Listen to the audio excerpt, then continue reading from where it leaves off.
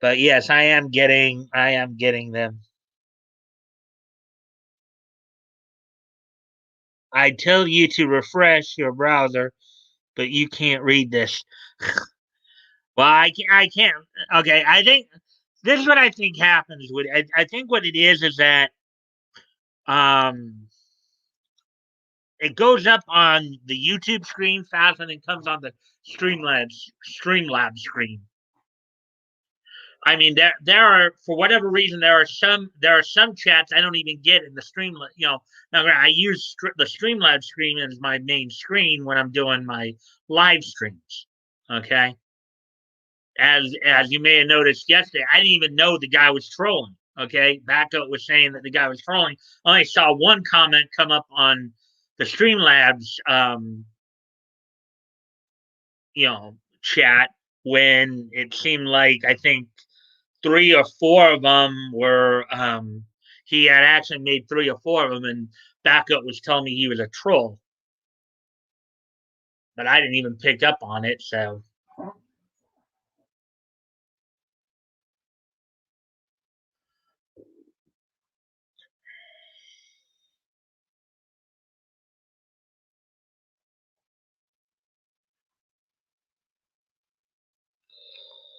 more like a high piercing scream than a chirp. Okay. Now, of course, my counter says one. Now it says one. My counter says only one person. Well, now we're back up to two. Um,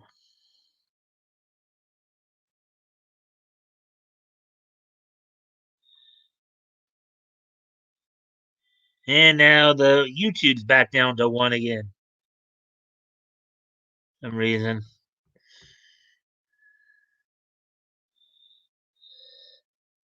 You still there, Woody?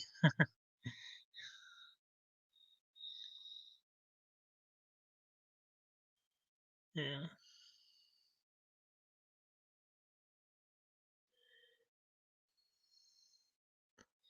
Mm-hmm.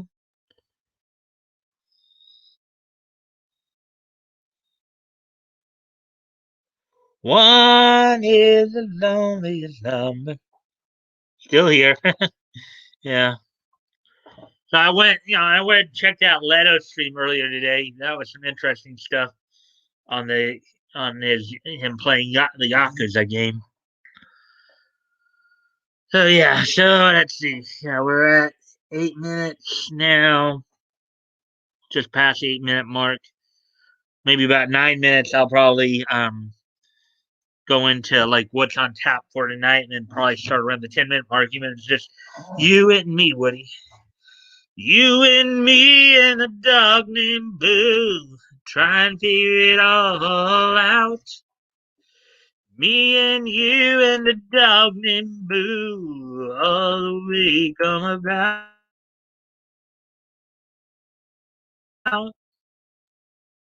There, but um,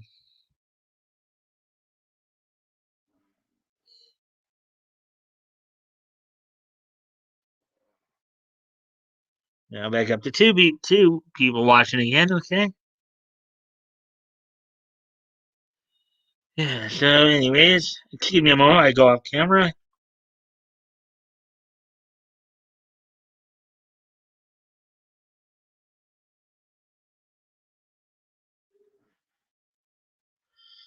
All right. So, okay, we're at 9.5 minutes now. So, all right. So, anyways, so here's what's on tap tonight. I got like six stories. One from the comic scene, uh, three from the anime scene, and then two from basically the television scene.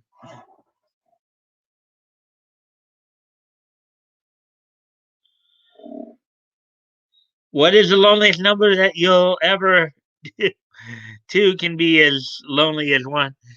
Yeah, when there's not much interaction, yeah, that can be true too. But you know how the song goes. Well, the thing is, my counter is saying one now, even though there's two people in here. So counter on StreamYards and the counter even in YouTube is saying that only one person is watching now. So I don't know why it does that, but uh,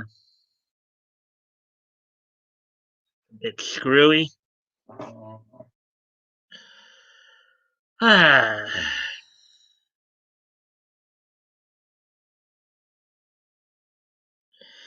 yeah, and I know Leto and Batgoat said they were going to be late tonight. You know, um, I know, and Anon is usually late because he usually get on his way home from work around this time. So Batgoat's got trivia, and then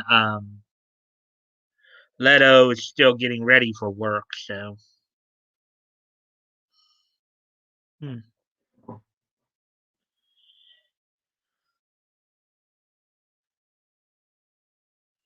hmm.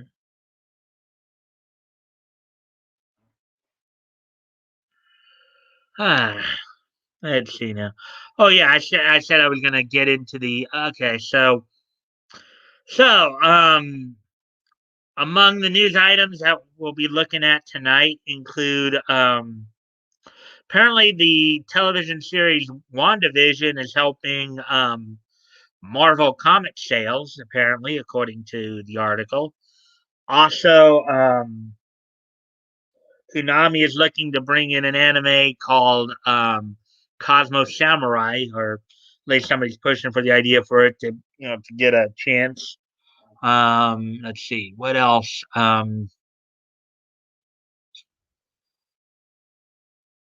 Even though most people know Evangelion is not for kids, there seems to be one Japanese kids show that would beg to differ. That's another article we'll be looking at. Let's see. The Simpsons is getting renewed through season 34.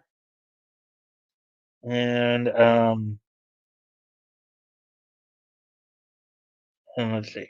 Let's see. I know that there was a couple others. One more from the anime. Oh, the five most overrated Studio Ghibli films. We'll be looking at that. And then what was the other? Oh yeah, Diamond Entertainment is selling the rights to Vampirella, the film and television rights to Vampirella. So that's all that's on tap for tonight. And there's two of us here now, apparently. So, um, guess what? Oh, and we got okay. So, as always, I do appreciate all the likes and shares that you guys can help me with. So, without any further ado, why don't we go ahead and get started? Go with this first story here.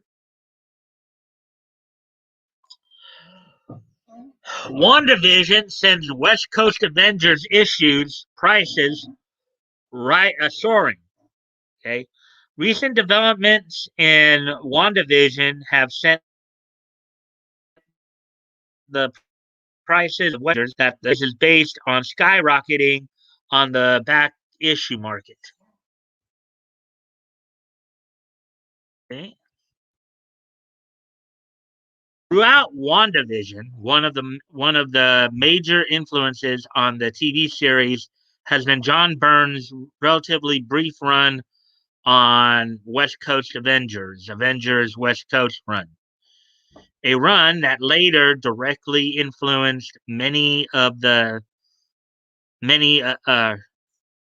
influenced two of the major works that inspired WandaVision. Brian Michael Bendis, Mr. Bendover, and David Finch's Avengers, disassembled. Okay, David Finch's Avengers disassembled, and Bendis and Oliver Coipel's House of M. Now, those connections are leading to a sharp rise in the secondary market for the back issues of Byrne's run.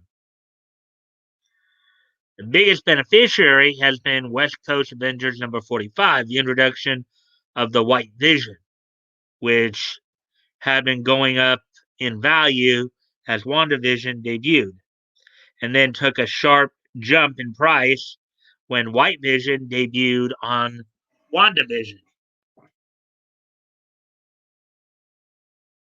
Okay.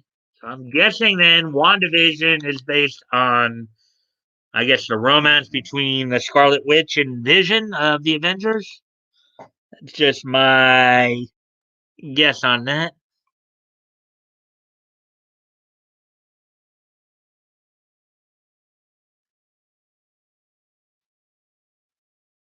All right, so continuing on with the article here. John Byrne joined West Coast Avengers as the new writer artist with West Coast Avengers number 42. Midway through his run, Byrne successfully petitioned Marvel to rename the book Avengers West Coast so that it would be placed on comic book shelf racks next to the main Avengers comic book. And his initial storyline was called Vision Quest, as Scarlet Witch discovers that the Vision has been kidnapped. So there's a comic book cover there, the West Coast Avengers. It begins here, Vision Quest. Marvel, you got Hawkeye, Scarlet Witch. I guess that's Tigress right there. And I don't know who that would be right there. Where's my husband? Where's the Vision? He's gone, Wanda. Vanished as if he never existed. Oh, that must be Wonder Man, who's the other member.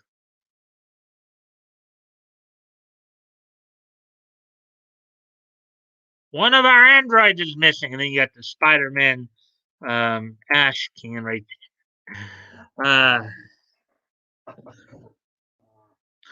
The Avengers search for their missing teammate. The Avengers search for their missing teammate and are shocked to discover that the governments of the world had formed an alliance to take Vision apart for fear that he was too dangerous to leave walking around without their intervention.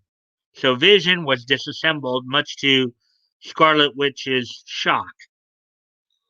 Hank Pym did his best to put the Vision back together, but the end result was that the Vision became a pale version of his previous look, now without his emotional connection to his wife.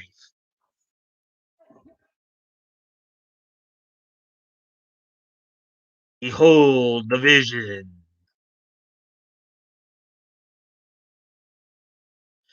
There's the Avengers right there. See if you guys are saying anything. No. Nothing new as of yet.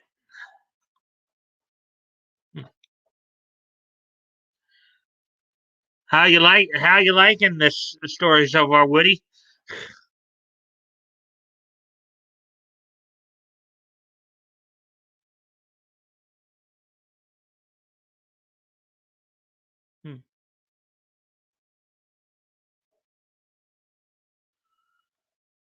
Hmm.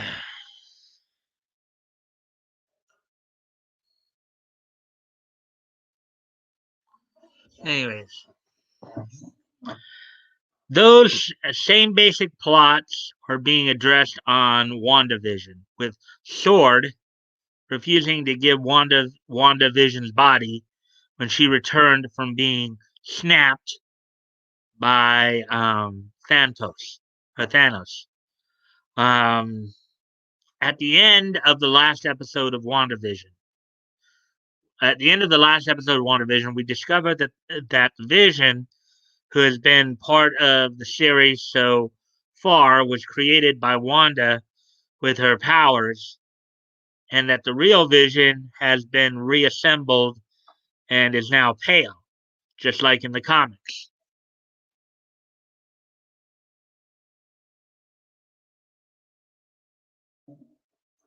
As soon as that episode aired, West Coast Avengers number 45 leaped in price on eBay.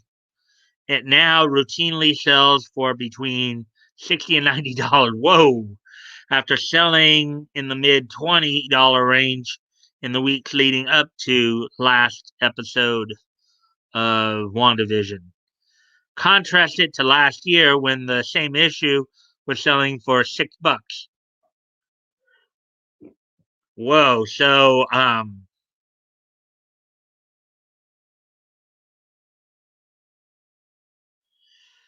basically, selling price went up 10 to 15 times the initial amount. A 9.8 graded copy of West Coast Avengers number 45 recently sold for almost $1,500. Those are, I guess, going to be considered collector items. Dang. Here comes the money. Here comes the money. Money, money, money, money, money, money, money. Pack up, Jack. You know, yo, you crack. Here comes the money. Here comes the money. Money, money, money, money, money, money, money, money. Let's see. Oh, wait, we saw that one.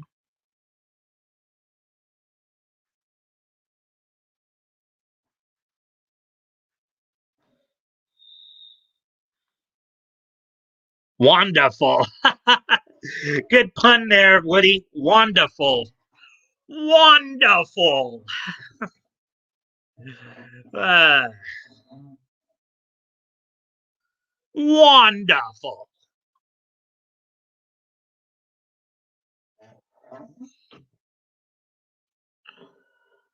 Let's see. Let's see. Okay. These sales show that the continued power of the Marvel Cinematic Universe in driving the price of back issues. Um, Something that has been going on for years now. But yeah, when I guess when you incorporate series into like when you incorporate stuff from television into comic books, it is likely to make them more collector's items.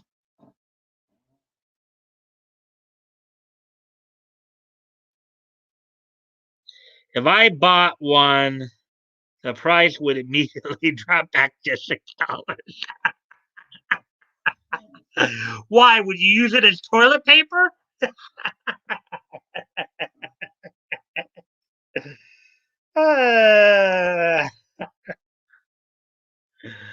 Uh, just kidding. You wouldn't do that to a comic book, would you, Woody?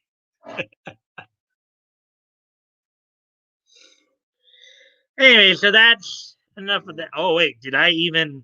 I guess I didn't. Oops. I guess I didn't even. I didn't even realize. I did not even realize I didn't even share the screen. Oh boy, I'm a noodlehead tonight. I read the article, but I just didn't even share the screen so you could see it along with me. Oh, that's bad, Mike. Bad, Mike. Bad, Mike. Ah.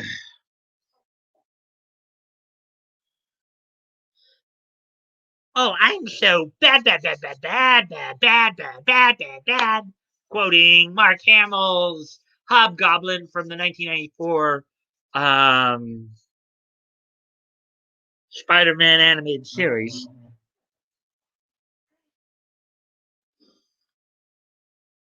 Now, kind of funny how Mark Hamill gets cast to voice psychotic villains like Hobgoblin and Joker. Huh? And he was at one time, of course, Luke Skywalker in Star Wars. So, kind of an interesting dichotomy there. Anyways, let's get ready to go on to the next story here.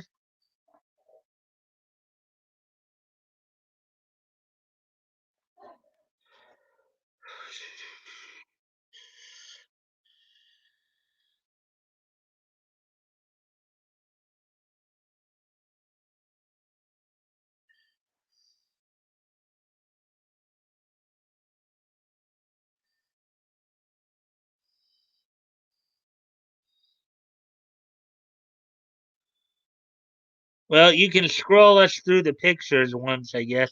Well, yeah, I probably should have done that, but anyway, well, maybe I can do that. Let's see. Let me go back a couple of things here.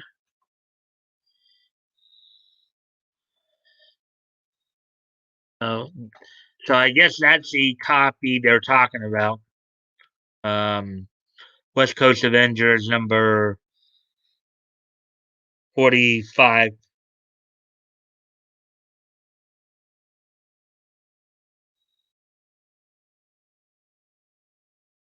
And here's the cover I read from.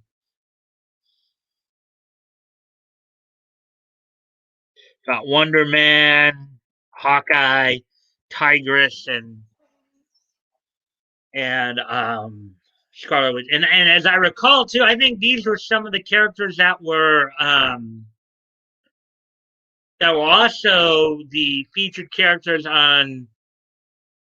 I think it was the Avengers United They Stand, or yeah, Avengers United They Stand cartoon in the late '90s, I believe. But I think in that one, I think Lenore Zahn, who was the voice of Rogue in the X-Men cartoon earlier in the '90s, voiced Tigress in that.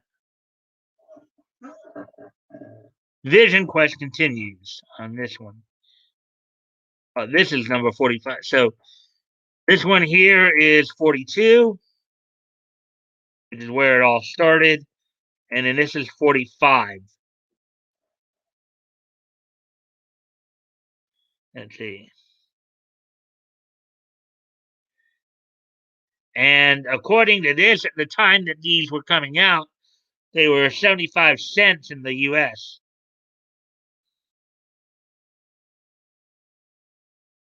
All right, so that's all for that.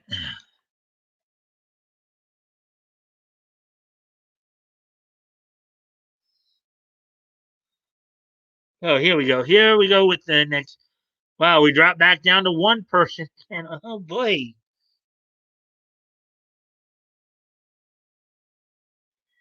Back down to one person. Woody, you still here, man? Counter's telling me I'm the only one here, I guess.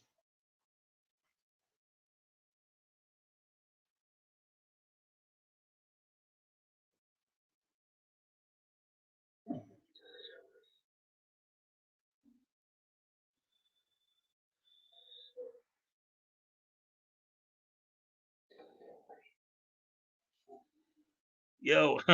Okay, I see you. I see you. I see you now. The counter keeps saying I go down to one, but I saw you on the YouTube screen there. So, anyways, let's continue on with this the stories here.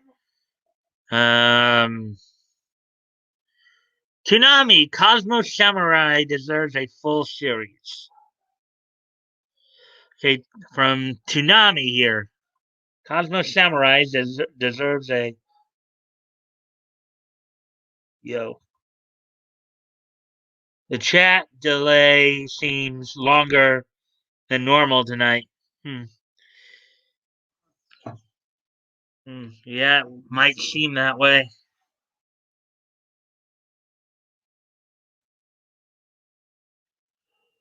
Excuse me a moment, Woody. Oh, look, we got three people in here. Hello, third person. I'll be right back.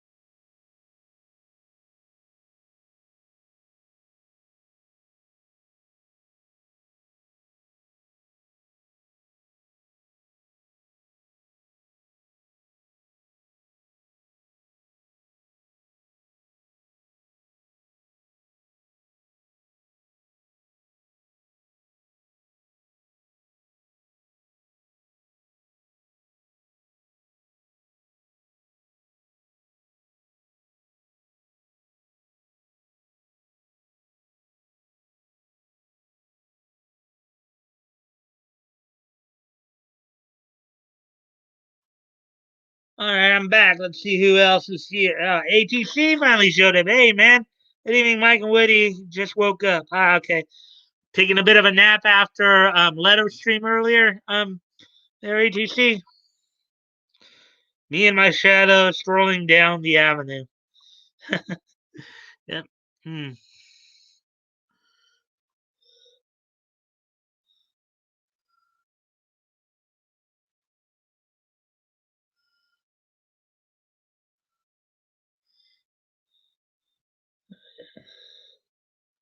We're gonna rock onto Electric Avenue, and then we get it higher. We're gonna rock onto Electric Avenue, and then we take it higher. I'm sure you remember that one, right? There, Woody. Eddie Grant from the 80s, right there.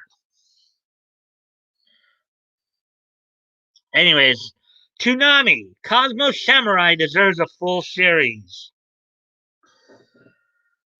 Many Toonami fans have wondered if Tom and Sarah could sustain their own animated series, Cosmo Samurai.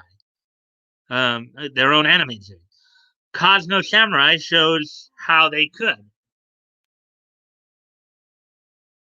Toonami's robot hosts Tom and Sarah have a lot more personality than you'd expect from characters whose primary purpose is to advertise action cartoons.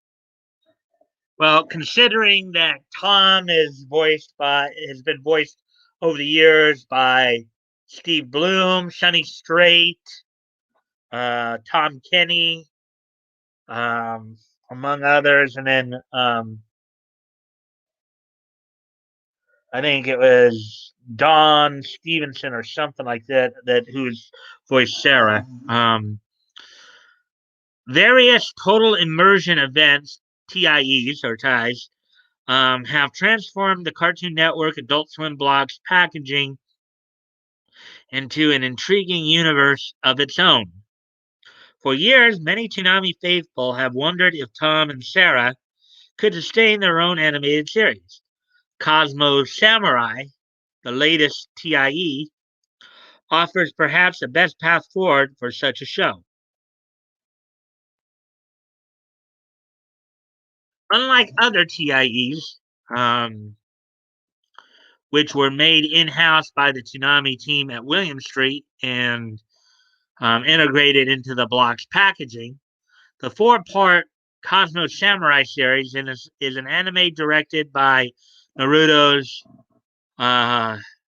Yasuaki Kurotsu, and animated by Telecom Animation Film, the studio behind Tower of God, and the recent Lupin third series.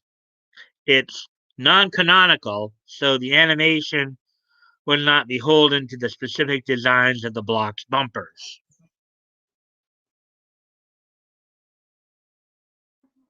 I guess that's a scene from it right there. Full inter.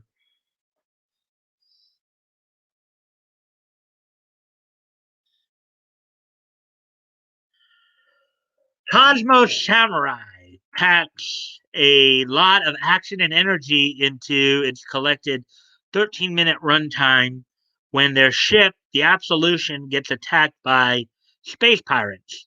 Tom and Sarah get separated across the galaxy. Luckily, Tom gets rescued by the Cosmos Samurai, a team consisting of a sword fighter, a spear wielder, a ninja, a psychic talking cat. Sarah, meanwhile, is kidnapped by the Cosmos Samurai's dinosaur nemesis, so it's up to Tom and his new friends to save the day. Hmm. It's all very ridiculous in a classic anime way. Sounds a little bit like Space Dandy. Um, but it's not a parody so much as an effective recreation of what makes these tropes so fun in the first place. It would feel right at home on any of the old school Toonami lineups, right alongside Tenchi Muyo, Ronin Warriors, and Outlaw Star. And here's another scene from it.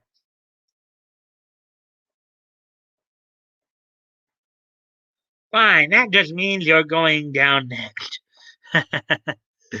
uh,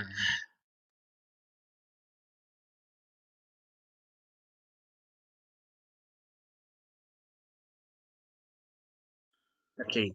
Cosmo Samurai ends on a cliffhanger that demands continuation. And Jason DeMarco, the co creator of the Toonami block, has confirmed it will receive one next year. For the moment, however, he's playing coy about whether or not this continuation will take the form of another TIE or a full half-hour series. The latter would be especially exciting. In the streaming age, Toonami needs all the original programming it can get to stay relevant, and Cosmo Samurai seems to have cracked the formula for how to make Tom and Sarah the heroes of a compelling ongoing narrative. This TIE gave them a diverse and eccentric cast of characters to bounce off of and the freedom to tell grander stories unbound by the limits of Toonami's bumper requirements. It deserves a full-fledged anime series. So there you go. There's that story. See what you guys have been saying about it. I guess not much. Let's see. And then Woody saying, "Hi, toys." Ah, and we're back down to two people now again. Ah.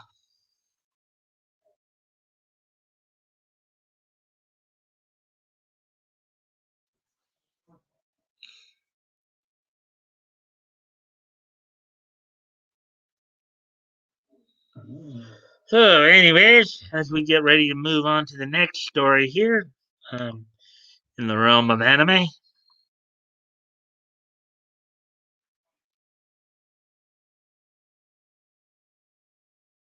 here we go.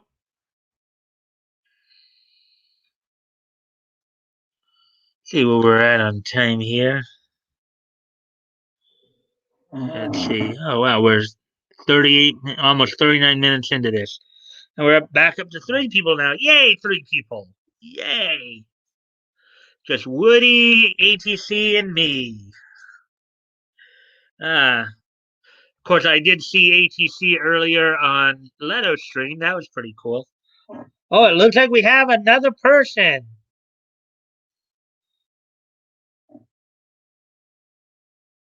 Mr. Not So Wolf. Finally, I'm here. Hello, Mr. Not So Wolf. Welcome. Guys, let's make sure we make Mr. Not So Wolf feel welcome here. I hope you enjoy the stream. I hope you enjoy the content as well as the conversation. We have some pretty good stuff going on here, and I hope you will get involved and get into it. Um, Hi, Woody. It's me, Minecrafter boy. Oh, so yeah, I know the guys have wondered what happened to you because we hadn't seen you in a while. I guess you're using a new avatar here, Mr. Not So Wolf, huh? Hello, Wolf. It was a very long online class. And we're up to four people now. Hello, CB.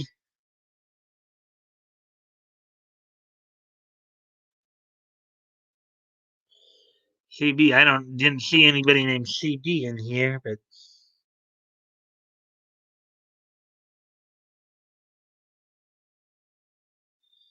let's see. Well, congratulations on that. On receiving 400 subscribers. That's pretty cool.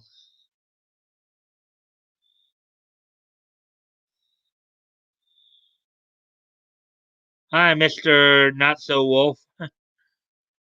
Okay. All right. So, anyways, let's get on to this next article here. And I um, hope Mr. Not So Wolf, you'll enjoy the content here. The 5 most overrated Studio Ghibli movies. Upon a second look, some of the most talked about Studio Ghibli films don't quite live up to the high expectations placed on them.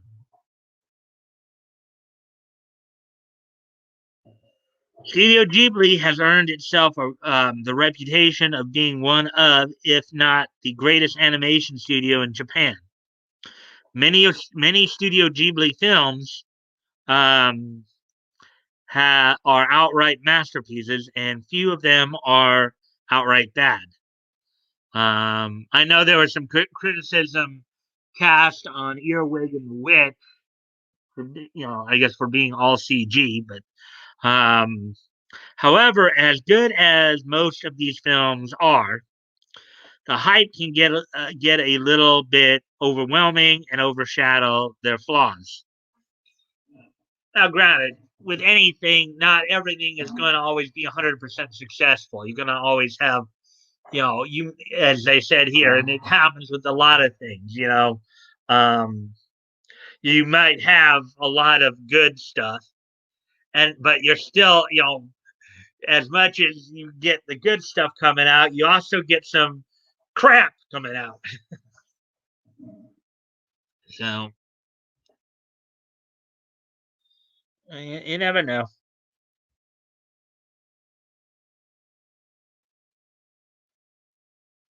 I I still waking up. Let's see. So 3 people. Huh? All right. So, anyways, upon a second look, some of the most talked about Ghibli films don't quite live up to the high expectations placed on them. Um, Here's a ranking of the 5 most overrated Studio Ghibli films. Cat Returns. Oh, look at that. Look at that cat in the white suit, in front of the cat girl there. Hmm,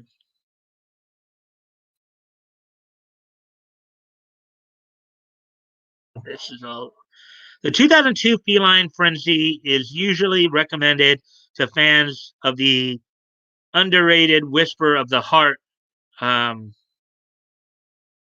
let's see, since both feature the debonair cat Baron. However, The Cat Returns is a ridiculous story of a world that resembles a nonsensical nightmare. Haru is a shy high school girl that has the ability to talk to cats, and somehow gets roped into marrying the Prince of the Cat Kingdom because that is a convincing narrative progression. Okay, disregarding the um, disregarding the consent issues and interspecies romance, the cat returns um, has some other glaring story issues, such as some disturbingly bad animation of Haru turning into a cat hybrid the longer she stays in the cat kingdom. Yeah, but that does kind of make sometimes that does make sense. I mean, sometimes if you do get there is, I mean, that is kind of a interesting sci-fi theory out there that if you do get pulled into um, an alternate world, alternate universe, or what have you, you might you might um, you might develop some of the characteristics of that universe. Another example of this is if, let's say, any of us would be pulled into particular, whether that be,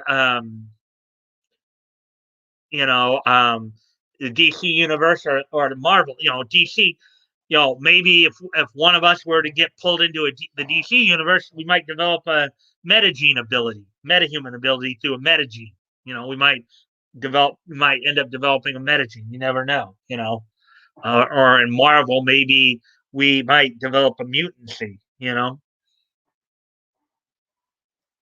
It's a sci-fi theory there, but as to if it would actually happen, nobody I guess truly knows.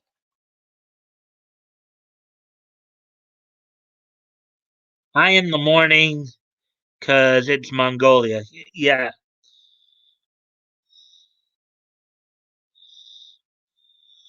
I see. Thursday over here. Yeah. Where it's Wednesday night here, it's probably Thursday morning where you're at. Thursday over here. Let's see. What is your IQ? I don't know. Um, I'd say I have a fairly average IQ. I don't know because I haven't taken any IQ tests before, but or it's been a while since I've ever taken one. So, but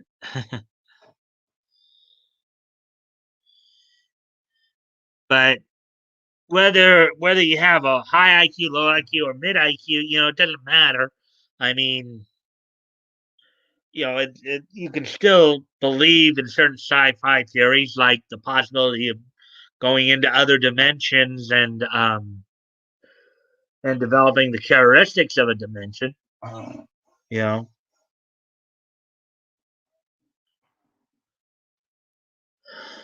So, anyways, we continue on here. Let's see.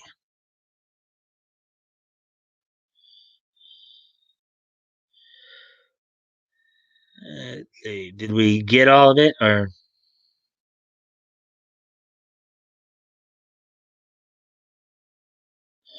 Oh yeah, actually, I didn't move it. Scroll it down. Though some might enjoy the imagination on display, the plot just gets more forced and convoluted the longer it goes on. The point of the story is to show Haru coming of age and finding her voice, but a much less strange route would have sufficed. Okay? The Cat Kingdom sounds like a fun escape, but it is better left undiscovered. That's your opinion, Mr. Writer. That's your opinion. There probably were people who probably thought it was a nice story, but I haven't seen it myself, but still, Now remember, this is in this one writer's opinion. This doesn't necessarily. He may make some good points. Why there's three viewers? Well, let's see. Batgoat's gonna be late because he has trivia tonight. Leto's gonna be late. He's sleeping. Getting ready to go to work. And Anonymity's on his way home from work. I don't know what Solid's doing. But of course, you can help that out too.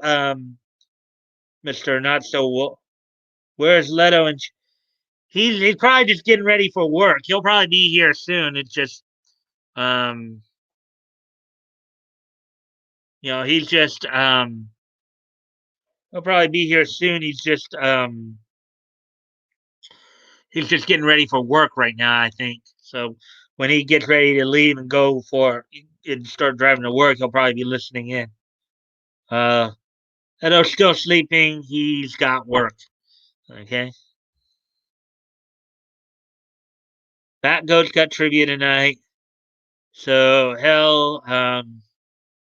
he'll be a tad late as well. Yeah.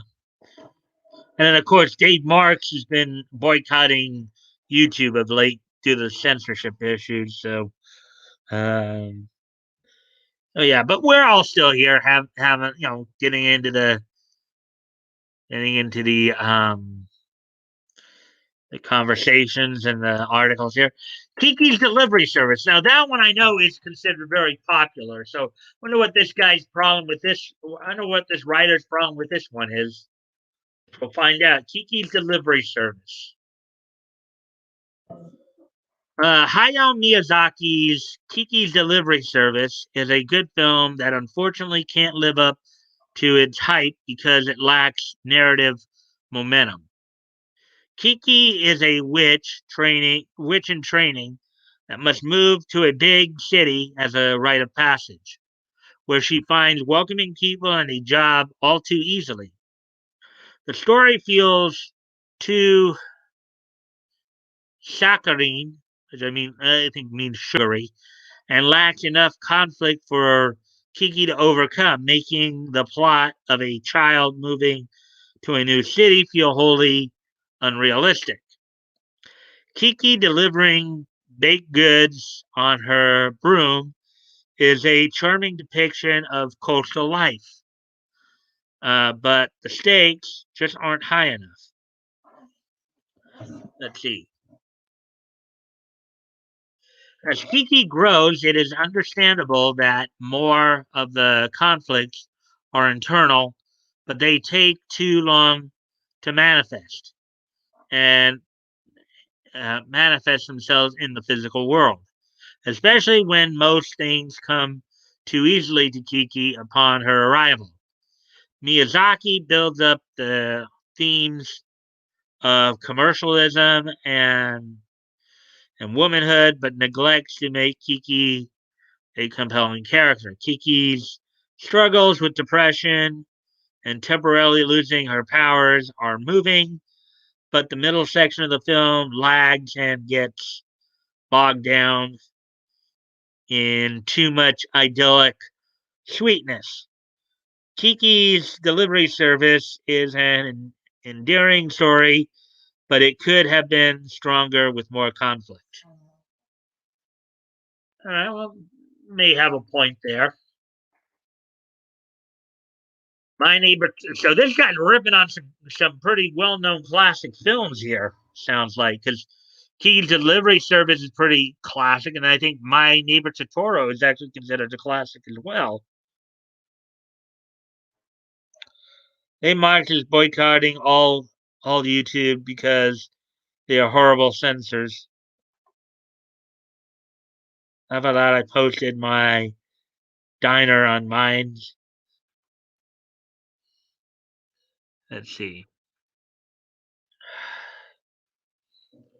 My Neighbor Totoro.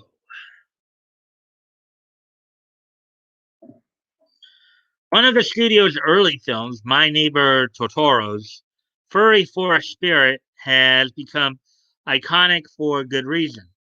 But the film's story isn't as strong as its characters. Two wide eyed children, Satsuki and Mei, bond with grinning creature, with the enigmatic grinning creature, but get lost in the whimsy of the premise without weaving an actual storyline. While My Neighbor Totoro is deservedly praised um, for its realistic look at childhood from a child's perspective, it could do a better job at creating more interesting action in the story.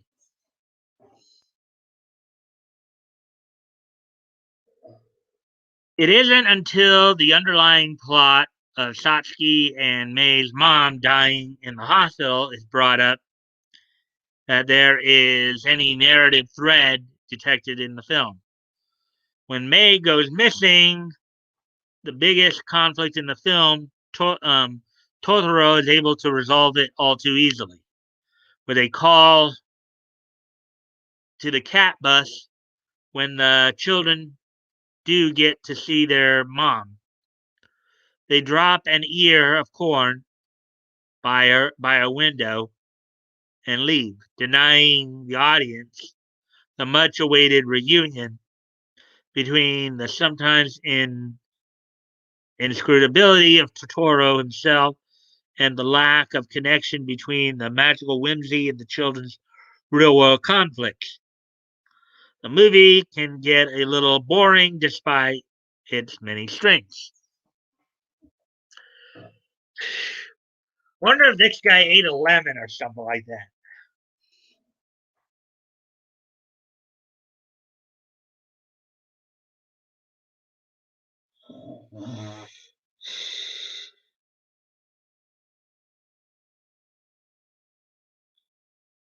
"7 minutes later, my online class will open up. Wait a minute. It feels like I was talking to myself.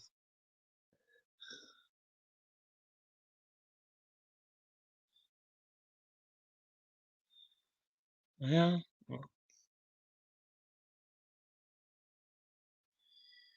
all right. Well, anyways, as we get back to the story here, article here.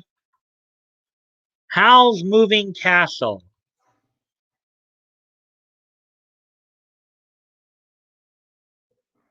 Howl's Moving Castle is beloved by many, but it's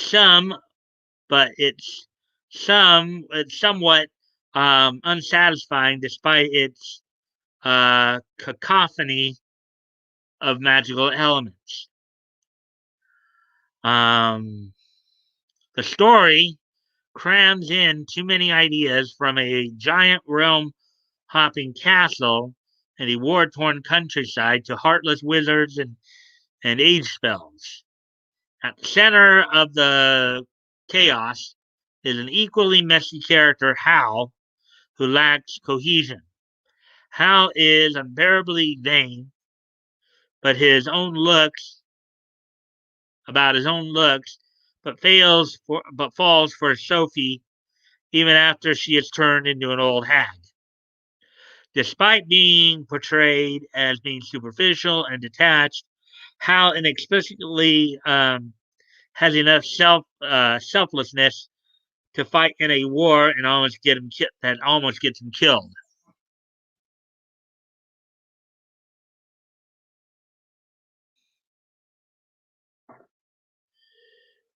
Hal's Moving Castle has a strong message about looks being a deceiving test of character, but it gets bogged down in too many whimsical and confusing subplots.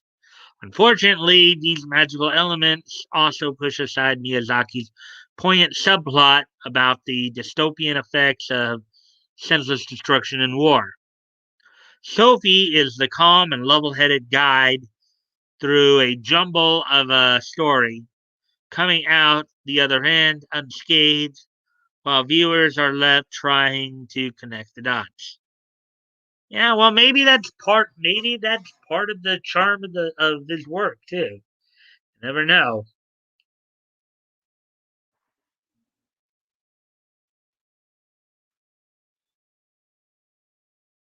Elbow cough. Excuse me for a quick moment, guys. I gotta go off camera here for a sec.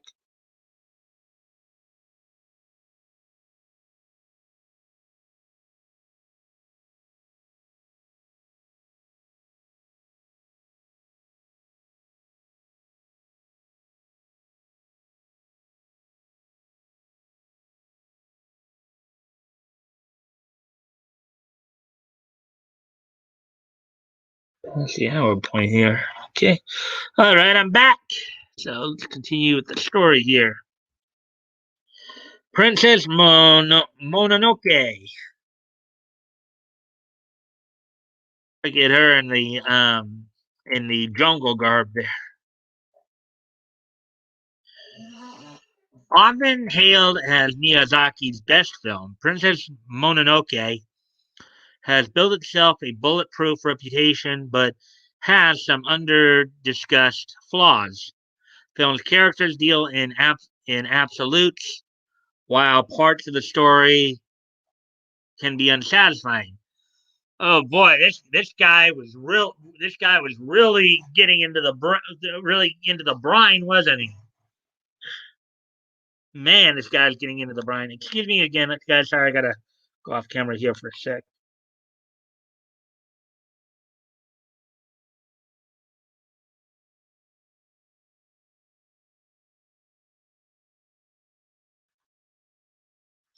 Man, this guy is really getting into the brine here.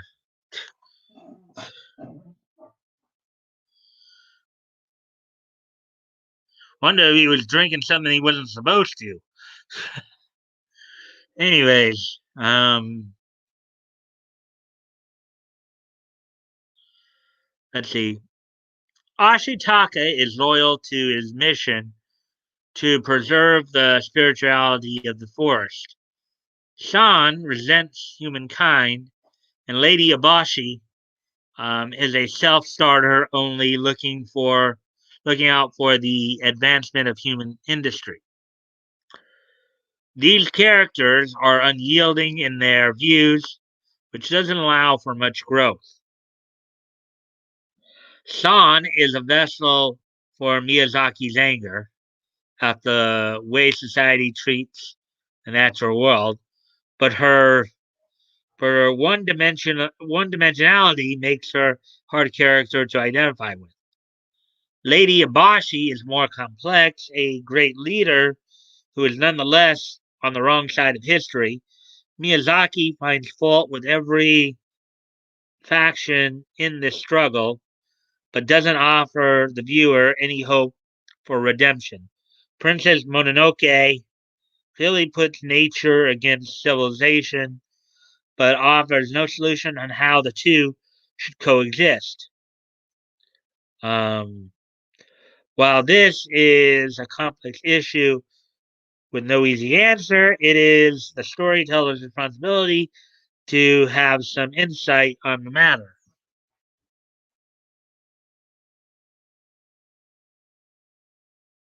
So there you go. There's that story. Excuse me one more time, guys.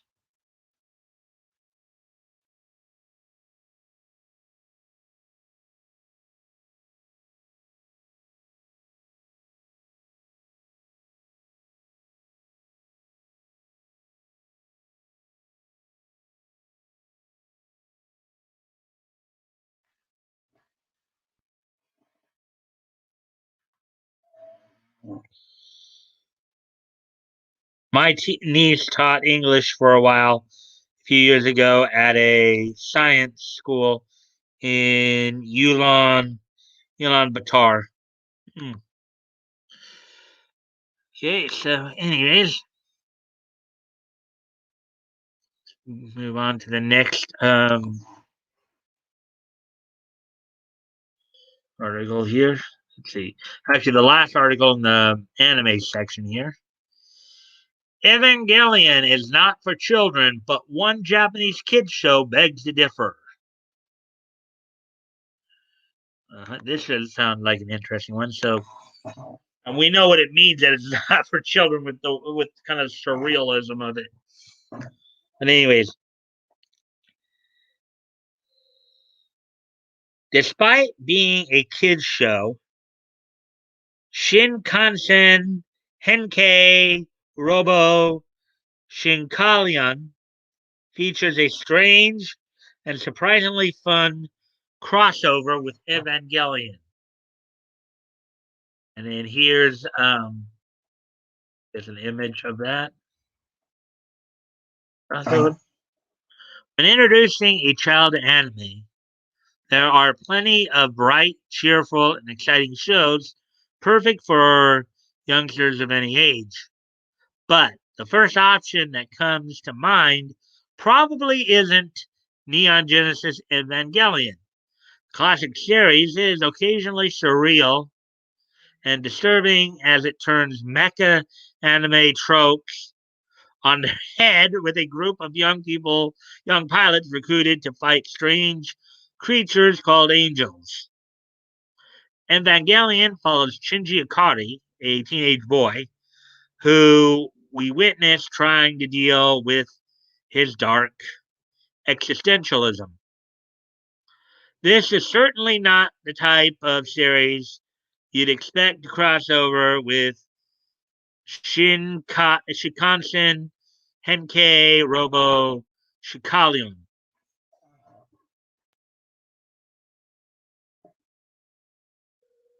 Try saying that 3 times fast.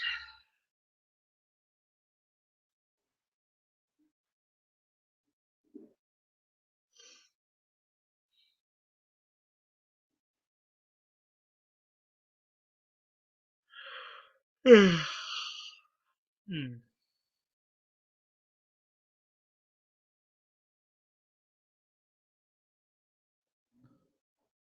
Shinkalion is an anime aimed at children that started in 2018. It is a spin-off of the or the Plarail model train line, and rail franchise operator Japan Railways Group sponsored it. The series followed young Hayato Hayasugi, who learns that his dad is part of the Shinkansen Ultra Evolution Institute. Shui, an organization that uses transforming robot trains called Shinkalions to fight evil monsters called Kidoro Kid Keto Rousers. Keto Rousers. Um, so what happens when these two very different franchises combine for a strange crossover? Well, let's find out.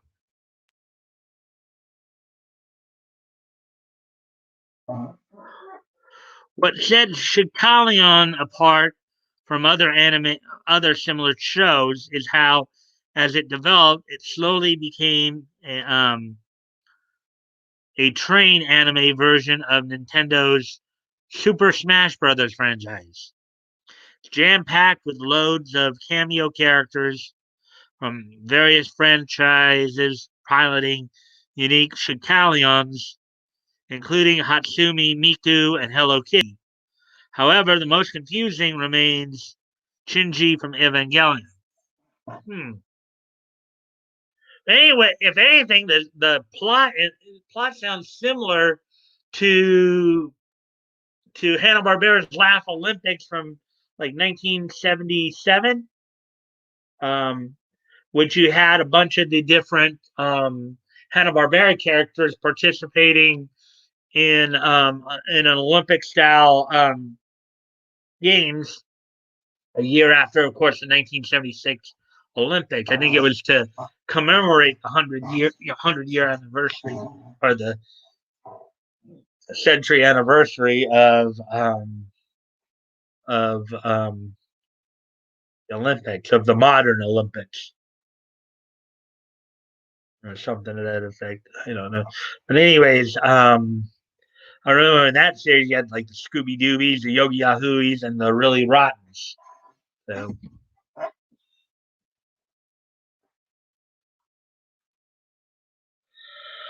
Hmm.